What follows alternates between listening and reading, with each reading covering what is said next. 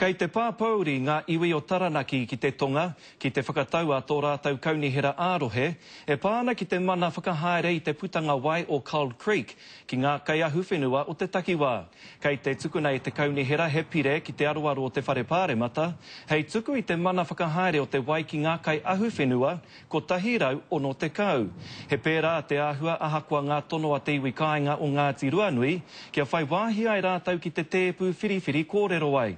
Ko tā te kaunihera urupare, kua oti noa atu tēnei take e te whakatau i ngā tau te kau ki muri nei, hioi kāore te iwi i te whakai.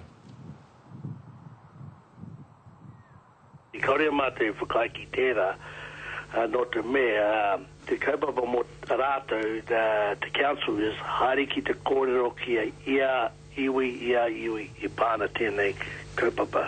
E kaupapa nui mo mātou e pāna tātou wai. Kei te whai whakaaro ngā iwi o Taranaki ki te kawe i te take nei ki te kōti teitei.